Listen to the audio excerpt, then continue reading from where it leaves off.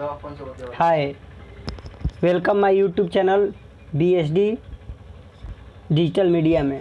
आज हम भोजपुरी के वो गाना बा पवन सिंह के, जो कि आज वीडियो आइल बा 4-5 घंटा पहले, जान हो जरूर रही है ओ पे।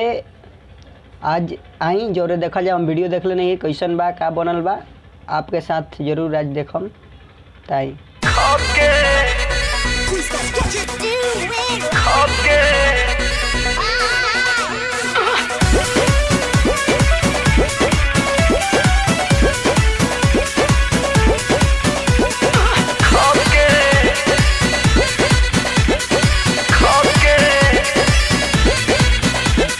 छोट मोट गिफ्ट एगो किन लीहा, सूट बूट नीमन पहिन लीहा।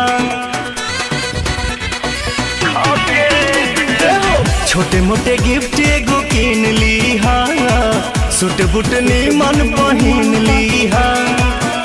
कटब अपने हाथे केक मुँह में खियाई हो, गाल पे लगाई हो।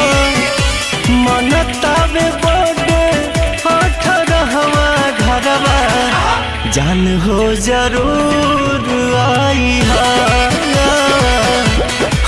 हो तो खाके जाई हा।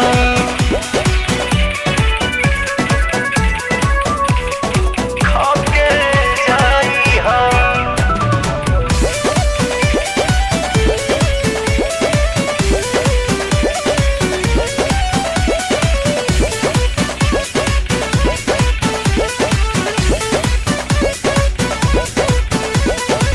भाभी के फुसिलौले हे बानी, फ्रेंड हवा बतौले हे बानी। संगे वाला सेल्फी 2 दिन पहिले देखौले हे बानी, पहिले देखौले हे बानी। भाभी के फुसिलौले हे बानी, फ्रेंड हवा बतौले हे बानी। संगे वाला सेल्फी 2 दिन पहिले देखवले बानी। इलल बाटे चांस तारे मानस को के जाई हो, जानी तू ल जाई हो। मनतावे बाटे 18वां घरवा, जान हो जरूर आई हा तो खाके जाई हा।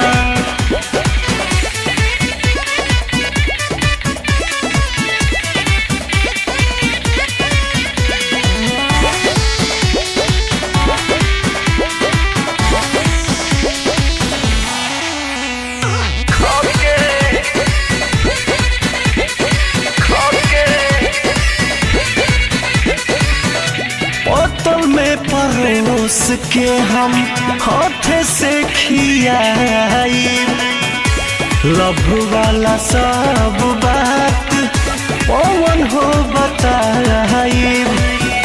पवन हो बताई। बोतल में परोस के हम हाथ से खियाई, लव वाला सब बात पवन हो बताई। अरुण बिहारी मन के श्रद्धा पुराई हो, जियादा जुड़ाई हो। मनतावे बर्थडे 18वां घरवा, जान हो जरूर आई हा तो खाके जाई हा। खाके जाई हा। गाना बहुत अच्छा बा। गाना के पवन सिंह गईले बने, लिखले बने अरुण बिहारी, कंपोज के लिए बने अरुण बिहारी, म्यूजिक आशीष वर्मा के है। और ये रिलीज भइल बा माँ अम्बा फिल्म्स, जो कि पवन सिंह के ही एगो यूट्यूब चैनल है, वही से रिलीज भइल बा। और गाना तो धांसू बार वो लोग देखबे कहीं, और बढ़िया लगे तो चैनल के सब्सक्राइब करी, बेल आइकन दबाई। और ई गाना के ओरिजिनल लिंक वीडियो के डिस्क्रिप्शन में मिल जाई, जाके वजह से देख सकतनी।